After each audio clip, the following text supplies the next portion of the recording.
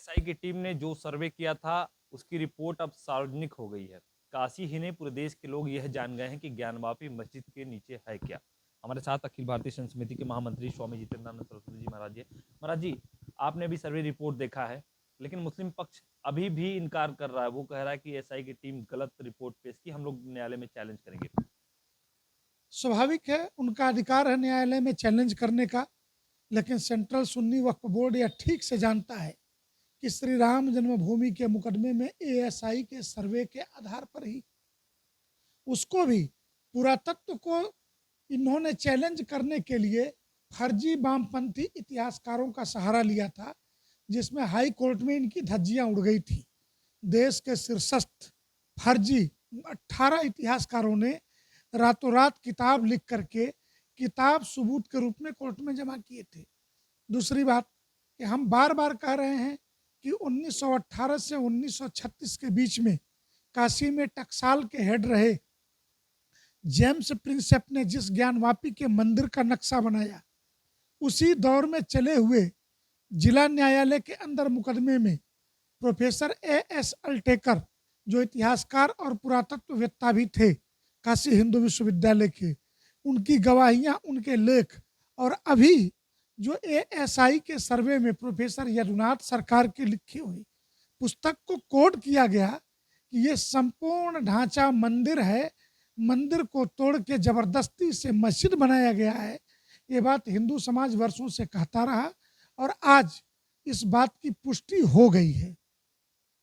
ASM Yasin जो सचिव हैं ज्ञानवापी मस्जिद के, उन्होंने कहा था कि मैं एएसआई पे पहले ही भरोसा नहीं कर रहा था, क्योंकि कोर्ट ने जब आदेश दिया था रातों रात एएसआई की टीम दिल्ली, जयपुर, तमाम जगहों से आकर सुबह सर्वे के लिए आ जाती है, तो हमें भरोसा पहले ही नहीं था कि एएसआई की टीम ज्ञानवापी मस्जिद के अंदर से क्या निकालेगी। उसके साथ ही एक प्रश्न उन्होंने और कहा कि जो अवशेष पाए गए हैं, मंदिर के विघ्न अवशेष पाए गए हैं, ये मलबे थे। पहले दुकान लगता था हिंदू धर्म के लोगों को, वो दुकान चलाते थे, और ये मंदिर का अवशेष वहाँ मलबे में पड़ा था। उन्हीं को एएसआई टीम ने कोर्ट में प्रस्तुत किया है और रिपोर्ट में दिखाया है।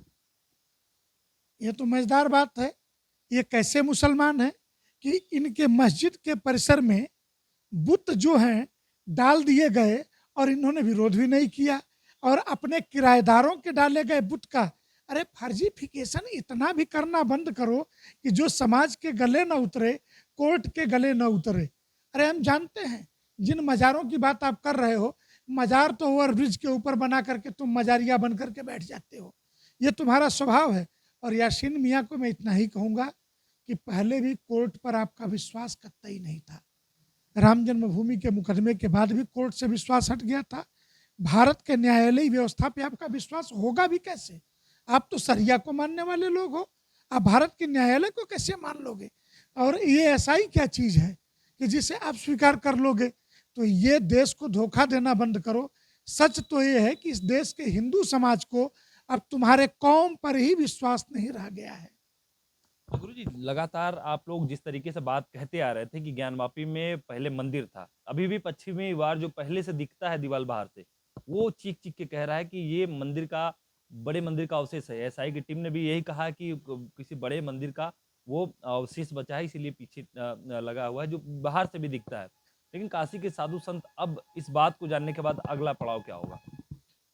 हम भारत के संविधान में विश्वास करते हैं। श्री राम जन्मभूमि किसी की कृपा और दया से नहीं मिली है। हमने 75 वर्ष कोर्ट के अंदर मुकदमे लड़े हैं और सड़कों पर आंदोलन किए हैं, लहू बहाए हैं, तब श्री राम जन्मभूमि हमें प्राप्त हुई है। इसलिए हमें ये आशा नहीं है इनसे कि ये स्वीकार करके कि हमारे पूर्वजों ने गलती की, इसको हम सुधार करते हैं, ये मान करके ये हमें वापस करेंगे। हम कोर्ट के थ्रू, संविधान के ढांचे में ही हम इसे प्राप्त करेंगे। बहुत बहुत शुक्रिया गुरुजी। देखिए, काशी के साधु संत भी यही कह रहे हैं कि हम संवैधानिक तरीके से ही जो यदि मंदिर है तो मंदिर लेंगे, और यदि मस्जिद सिद्ध होती है तो मस्जिद दिया जाएगा। वीडियो जर्नलिस्ट दीपक के साथ आकाश यादव, इंडिया न्यूज, वाराणसी।